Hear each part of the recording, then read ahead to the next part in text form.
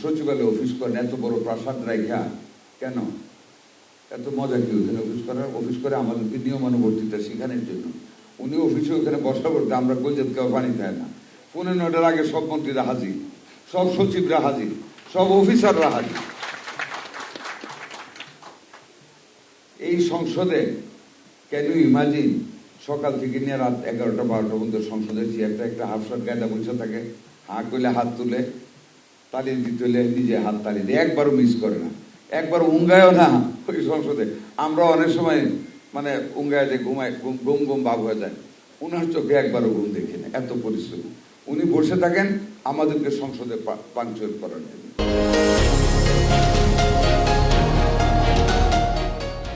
উনি ক্যান্টিনে বসে খান আমাদেরকে অভ্যাস করার জন্য, যাতে করে আমরা মানুষের সাথে মিশি।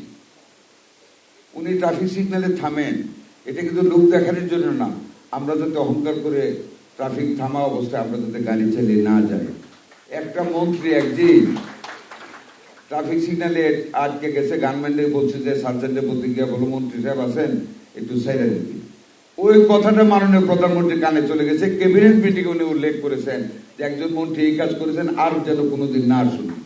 এই যে শঙ্করের চিকিৎসা করে আপনারা ভালো করতে পারছেন, আমি কি দিয়ে আপনাদের পুরস্কৃত করবো এটা আল্লাহ জানে। আমি নিজে শঙ্করকে দেখে গেছি, মাই গুডনেস, মানে ওর অপারেশন দেখে তো আমি অবাক হয়ে গেছি, মাথার সব খুলে টুলে রেখে দিলেন। কি ভাষা বলবো, যদি আমার যেই ভাষাটা মুখে আসতেছে এটা যদি বলি সাংবাদিক এটাকে উল্টা পাবে, মনে কিছু নিলাম মানে প্রিন্ট করে দিবে, বলবো বলে আমার মারবেন তো এই জন্য। মানে ইটস এ ট্রিমেন্ডাস থিং যে আপনাদের হাত দিয়ে সেন্স নিয়ে একটা লোকের মাথার খুলি কাইটা রেখে দিবেন ফ্রিজে, আর আবার এটা লাগাই দিলে লোকটা হাইটা যাবে, এটা ভাবতে কেমন লাগে। কি প্রতিভা আল্লাহ আপনাদেরকে দিয়েছে, আপনারা পারেন। আজকে সকালে একটা কনফারেন্সে গেছিলাম, ডক্টর জাফর সিদ্দিকী, ঢাকা ইউনিভার্সিটির বায়ো কেমিস্ট্রি বোর্ডের টিচার। উনি পেডোগ্রাফি আবিষ্কার করছেন এবং এটা ওনার ক্ষুদ্র ক্ষমতা দিয়ে নিজে নিজে বানায় বানায় বানায় বানায় একটা মেশিন হরদম পাকিস্তানে এক্সপোর্ট করতেছেন, ফরেন কারেন্সি আর্ন করতেছেন। পাকিস্তানের স্বাস্থ্যমন্ত্রীর মিটিংয়ে বক্তব্য রাখছেন ভার্চুয়ালি, আমি অবাক হয়ে গেছি। এটা হলো ডায়াবেটিস রোগীর পায়ে যখনই কিছু দেখা দিবে, আপনারা ভালো বলতেন দাগ টাক বা যেটা থেকে পা কাইটা ফেলতে হয়, সেইখানে এই পেডোগ্রাফি দিয়া একটা জুতা বানাবে। এইটার কিভাবে, এটা কি সাইন্টিফিক অ্যানালাইসিস, ওইটা পায়ে দিয়া পায়ের ওয়েট নেওয়ার ভর কতটুকু, ভর আছে তো বিজ্ঞানে ভর করেছিলাম, ভর কতটুকু মাপবে ওই পেডোগ্রাফ মেশিনটা, ওই ভর অনুযায়ী উনি জুতাটা আবিষ্কার করেছেন। ওই জুতা পরলে পা কাটতে হবে না, গ্যাংগ্রিন হবে না, মানে ডায়াবেটিসের রোগী। আর ইয়েস, আলসার শব্দটা আছে, কে বলেন এটা? ও মধু না, মধু এই জন্য আমার এলাকার লোক আলসার প্রিভেন্ট। দেখেন আমাদের ডাক্তাররা এটা করেছেন। এই যে ডাক্তার আপনার আইসিডিডিআরপি নাম মা চিস্তি এবং ইয়ে মা তাহমিদ, এই এজমাস মানে মিজেলসের সময় এই যে এইটা 2.5 লিটারের বোতলের ভিতরে অর্ধেক পানি দিয়ে যায়, প্যারালেল পাইপ দিয়ে দিল বাবল সিপার, এটা যে কি পরিমাণ উপকার করেছে। 300 টাকার এই যন্ত্র যদি, এই সিস্টেম যদি আবিষ্কার না করতেন, এই অক্সিজেন কনসেন্ট্রেটর বা ভেন্টিলেটর, নিউনেটাল ভেন্টিলেটর দিয়ে একটা রোগী বাঁচাতে পারতাম না। লাং খুলতেছিল না অক্সিজেন নেওয়ার মতো, একমাত্র এই বাবল সিপার দিয়ে বাচ্চাদের লাং খুলেছে, অক্সিজেন দেওয়া গেছে। কাজে আমাদের ডাক্তাররা পারে। আপনারা দেখাইছেন মানে মানে 19-20-এ যখন এই দেশে মারাত্মক করোনা এসেছিল, as compared to other developed countries, আমাদের mortality comes, it was the achievement of our doctors and nurses and staffs of this department, এই যে একটা মিছিল গেল, যায় না এখনো চলছে, এটা স্বাভাবিক নিয়ম সারা বিশ্বে। নিউ ইয়র্ক টাইমসের দিন একটা ম্যাগাজিনে উঠেছে, লন্ডনে এক পিতা একটা বিরাট কলাম লিখেছে, you know from the death of my son, মিজেলসে তার ছেলেরও মৃত্যু হয়েছে লন্ডনে কয়েকদিন আগে।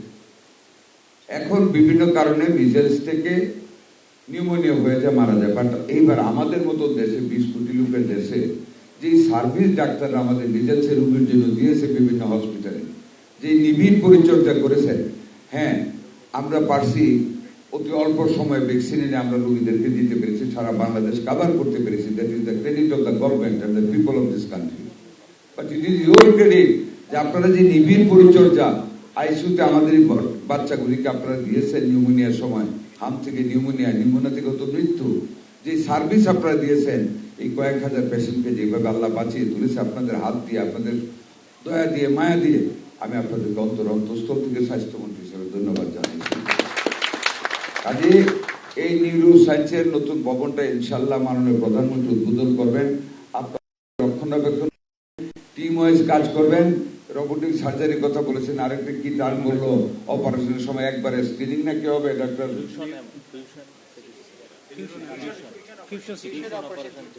অপারেশন করবে, ওইটার সাথে সাথে স্ক্যানিং হবে, সিটি স্ক্যান হবে।